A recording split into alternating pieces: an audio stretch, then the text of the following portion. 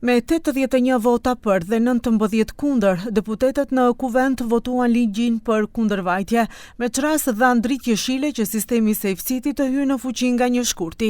Mbështetje e ligjit i dhanë deputetët e shumicës parlamentare, deputetët e Partisë së Majta, në mesin e tyre edhe deputeti i Partisë Turke Bejxhan Ilias dhe deputeti i pavarur Ilir Demiri. Kundër votuan deputetët e Frontit Evropian, deputetët e LSDM-s, deputetët e ASH-s Ziadin Selës dhe deputetët e ASH-s Arben Taravarit. Ndërkaq koordinatoria e grupit parlamentar të Frontit Evropian Rina Hajdari njoftoi se deputetët e këtij fronti nuk do të mbështesin ligjin për kundërvajtje për shkak të mangësive në implementim dhe mungesës së garancive. Sipas saj, vërejtjet lidhur me përdorimin e gjuhës shqipe, zbatimin vetëm në 3 qytete dhe mos harmonizimin e sinjalistikës nuk do të përfshihen në ligj. Dhe ne si grup parlamentar morëm vendimin duke parë edhe presionin e qytetarëve, duke parë se ligji është antikushtetues, me vetë faktin që implementohet vetëm në një pjesë të territorit të Maqedonisë së Veriut dhe të gjitha ato vërejtje që cilat i parashtrova edhe në preskonferencë, dhe morëm një vendim që të mos e mbështesim ligjin për kundërvajtje, me cilin do të finalizohet jashtë quajturi projekti Safe City, sepse lë shumë për të dëshiruar dhe të gjitha ato garanca që ne praktikisht i morëm nga koordinatori i VMRO-DPMNE-s dhe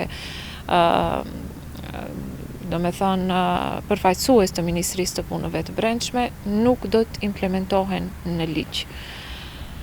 Situata ishte e mjegullt, dhe si rezultat i kësaj vendosëm të mos e mbështesim. Edhe deputeti i LSDM-s Oliver Spasovski u shpreh kundër mbështetjes së këtij ligji, pasi sipas tij, ligji ka shumë hapësirë për keqpërdorime. Ne do të votojmë kundër, sepse paraqitet gabimisht në opinion se është për Safe City, nuk është për Safe City, por është për dënimet që do t'i nxjisë Safe City. Dhe në lidhje me këtë pyetje, me këtë çështje, dua të them se 2 punë janë kryesore. Edhe për deputetën Ilir Edauti, ligji nuk është i drejtë për të gjithë dhe është në kundërshtim me nenin 9 të Kushtetutës. Keni një përgjegjësi shumë të madhe para vetes, sepse sot rrezikoni nëpërmjet votimit të ligjeve të cilat përfshin vetëm 3 qytete dhe jo gjithë territorin e vendit, në mënyrë të drejtë për drejtë të bëheni krah i qeverisë në shkeljen e Kushtetutës së Maqedonisë së Veriut, për sa i përket sidomos nenit 9 të Kushtetutës. Askush nuk është kundër sigurisë së qytetarëve, duke filluar që nga siguria në komunikacion dhe çdo lloj tjetër sigurie. Por jemi absolutisht kundër që të bëhet ndarje pikërisht në këtë segment të ndjeshëm, siç është siguria, duke lënë në këtë rast të pasigurt edhe qytetarët. Nga Alianca për Shqiptarët, Arben Taravarit vlerësuan se zbatimi aktual i këtij projekti ngre shqetësime serioze juridike, sociale dhe kushtetuese. Ne edhe publikisht kemi shprehë qëndrimin tonë se jemi për sigurinë e qytetarëve, por nuk jemi që ky ligj të kalon në këtë format, sepse ky ligj nuk është gjithë përfshirës, ky ligj nuk është në sinkronizim me Kushtetutën e Republikës së Maqedonisë së Veriut, gjithsesi me nenin 9 të Kushtetutës së Republikës së Maqedonisë së Veriut, në të cilin domethënë ky ligj planifikon të aplikohet apo të funksionon vetëm në 3 qytetet, që është Kumanova, Shkupi dhe Tetova.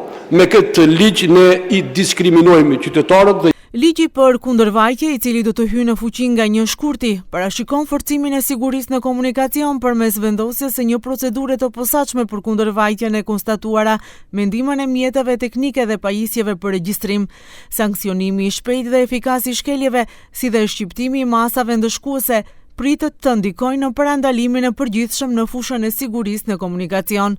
Në fazën e parë, sistemi do të regjistrojë kundërvajtjes si tejkalimi i shpejtësisë së lejuar, kalimi në dritë të kuqe, skadimi i vlefshmërisë së lejes së qarkullimit dhe parkimi i parregullt.